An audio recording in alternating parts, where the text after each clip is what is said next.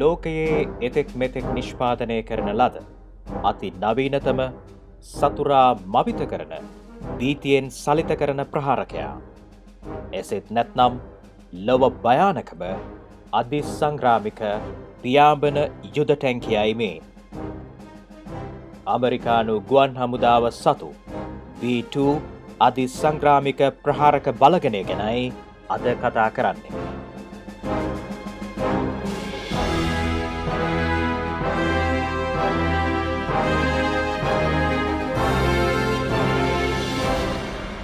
අමරිකානු හමුදාවන් B2 හඳුන්වන්නේ සතුරු භූමියේ ප්‍රහාරක දොරටුව විවෘත කරන්නා ලෙසයි. සම්ප්‍රදායික ප්‍රහාරක ජෙට්යානාවල හැඩෙන් සම්පූර්ණයෙන්ම වෙනස් වන B2 ගුවනේදී දිස්වන්නේ විශාල උකුස්සෙකු ලෙසයි. B2 සතුව ඇති ලෝකයේ කිසිදු ප්‍රහාරක ගුවන් යානාවක නැති සුවිශේෂීම ලක්ෂණය වන්නේ සතුරු භූමියට කිසි කෙනෙකුට නොදැනී ඇතුළුවීමේ හැකියාවයි. ඉන් පසු මෙහෙයුම සාර්ථකව නිමාකොට කිසිදු අතුරු ආන්තරාවක් නැතිව මව්කඳවුරට පැමිණීමේ හැකියාවද B2 සතුයි. මේ සුවිශේෂී ස්ටෙල්ත් හැකියාව ලෝකයේ කිසිදු ගුවන් යානයක නැහැ. සතුරු රේඩාර් පද්ධතිවලට හසු නොවීමේ සුවිශේෂී තාක්ෂණයක් B2 සතුවීම නිසා සතුරා විශ්මය ගන්වන බෝම්බ හෙලන්නා ලෙසයි මේ ප්‍රහාරකයා ලොව පුරා ප්‍රකටව සිටින්නේ. අමරිකාවේ නෝත්‍රොප් ග්‍රමන් සමාගමේ නිෂ්පාදනයක් වන B2 සංග්‍රාමික මෙහෙයුම් වලට එක්වන්නේ 1999 සිට. සතුරු රේඩාර් සංඛ්‍යාත වෙනත් දිශාවකට පරිවර්තනය කිරීමේ හා එම රේඩාර් සංඛ්‍යාත උරා ගැනීමේ අධි තාක්ෂණික හැකියාවකින් B2 සමන්විතයි.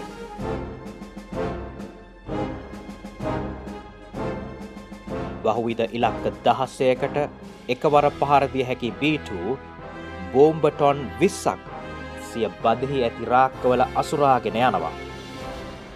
ඊටාම නිවරදිව උපරිමය මීටරයක වෙනසකට යටත්ව බෝම්බ පතිත කොට සතුරාට දරුණුතම හානිය ගෙන දීමට B2 අධිසංග්‍රාමික ප්‍රහාරක ජෙට් යානාව සමත් වෙනවා.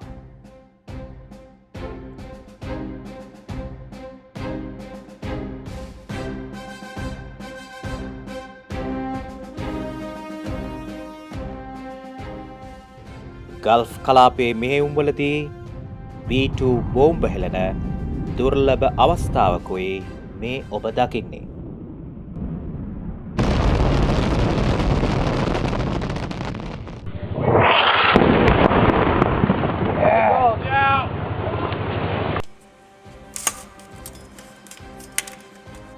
JDAM වර්ගයේ ස්මාර්ට් බෝම්බ පද්ධතියක් B2 සතු නිසා ඉලක්කපත් කඳවුර තුලදීම යානාවේ පරිගණක පද්ධතියට ඇතුළු කළ හැකි.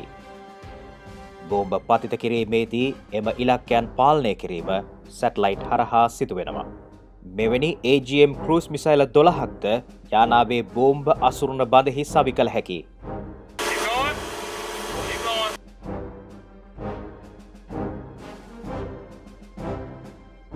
මීට අමතරව විවිධ වර්ගයේ ප්‍රහාරක හැකියාවන්ගෙන් B2 සන්නද්ධ කළ හැකි. B2 ප්‍රහාරක ගුවන් නියමුවන්ට අවශ්‍ය නම් ගුවනේදී ඉලක්කපත් වෙනස් කිරීම, බෝම්බ අනුපිළිවෙල යාවත්කාලීන කිරීම හා සංග්‍රාමික අවශ්‍යතා මත ප්‍රහාරක පද්ධතිය සම්පූර්ණයෙන්ම පාලනය කිරීමේ හැකියාවද පවතිනවා.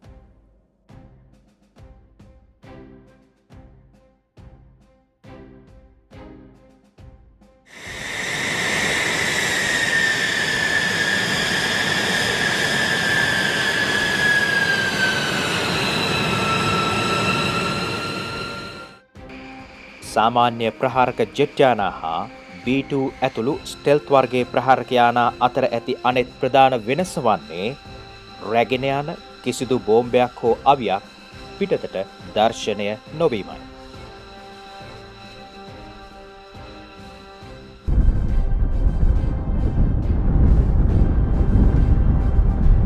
අවම ශබ්දයක් නිකුත් කරමින් ඉගිල යන B2 ඉතා නිශ්ශබ්දව සතුරු ඉලක්කයකට ළඟා වන්නේ මෙලෙසයි.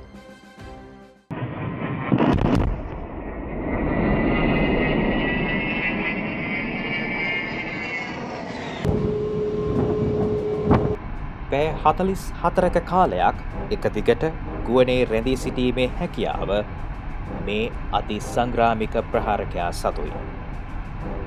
මෙහෙයුම් කාලය දීර්ඝ කර ගැනීමට අවශ්‍ය නම් ගුවනේදී මෙසේ ඉන්ධන ලබා ගැනීම සිදු කරනවා. අමරිකානු ගුවන් හමුදාවේ ඉන්ධන රැගෙන යන ටෑංක ලෙස හඳුන්වන මේ ගුවන් යානා ප්‍රධාන වශයෙන් අමරිකානු මෙහෙයුම් ගුවන් කලාප තුළ නිරතුරුව සැරිසරන්නේ ප්‍රහාරක යානාවලට ඉන්ධන ලබා දීම සඳහායි.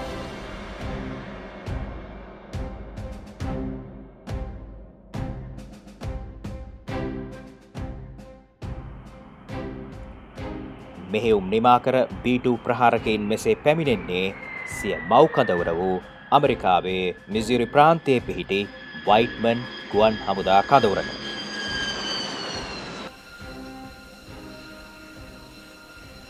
The name of the base, Whiteman, came from Second Lieutenant George Whiteman, who was allegedly the first casualty in the attack on Pearl Harbor. He was from Sedalia, Missouri, right down the road.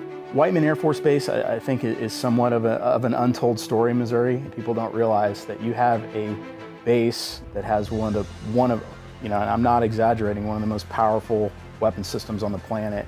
Just the strategic deterrence that the bomber fleet, and in particular the B-2, what that brings for the nation, it's almost impossible to really calculate that. The B-2s have launched out of Whiteman and gone and struck almost every corner of the globe in various conflicts and then returned home all in one strike. So the idea that you can fly a jet for 30 or 40 hours all the way around the world and then come back is a pretty amazing capability. B2 යානාවක් නඩත්තු කිරීම සුවිශාල ඉංජිනේරු කාර්යභාරයක්. එවගේම ඉන්ධන ලබා දී මෙහෙයුම් සඳහා පිටත් කර හැරීමට වයිට්මන් කඳවුරේ ගුවන් සෙබළුන් අවැසි නොතකා පැය 24 පුරාම කැපවී සිටිනවා. අඩි 69ක් දිග, අඩි 18ක් කුස, අඩි 172ක පියාපත් පළලකින් යුතු මේ ප්‍රහාරකයාට අඩි 60,000ක තරම් පියාසර සීමාවක සිට මෙහෙයුම් සිදු කළ හැකි.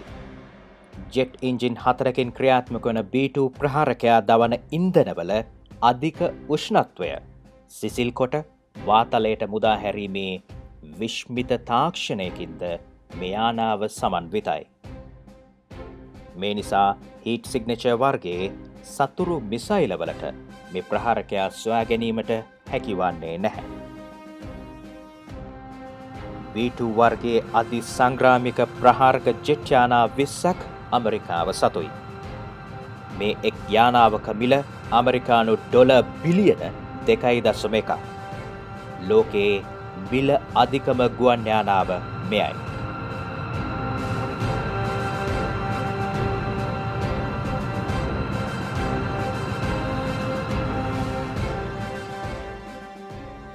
චීන ප්‍රහාරක ජෙට් යානා 40ක රැගෙන යන බෝම්බ ධාරිතාවක් එක් B2 යානාවක රැගෙන යා හැකි. අමරිකාව ගුවන් සංග්‍රාම පිළිබඳ විශේෂඥයෙක්.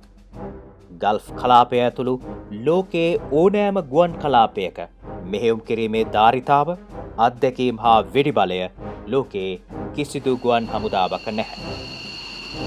20 වන සියවසේ හෝ 21 වන සියවසේ නවීන ප්‍රහාරක තත්ත්වයන් යටතේ කිසිදු යුද අත්දැකීමක් චීනයට නැහැ.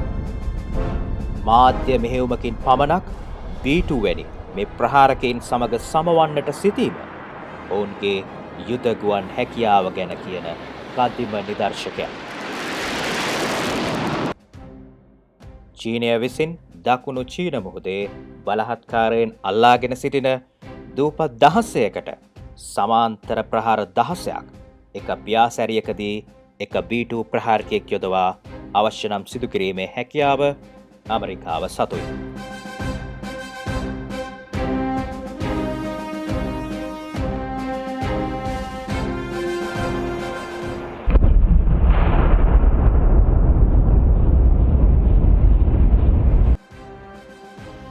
මේ ඔබ ඉදිරියට පැමිණෙන්නේ B-52 අමරිකාවේ තවත් ප්‍රධානතම බෝම්බ හෙලන්නෙක්. මේ යානාවේ ඉතිහාසය හා විකාශනය දෙවන ලෝක යුද සමයේ සිට දිවෙන්නක්.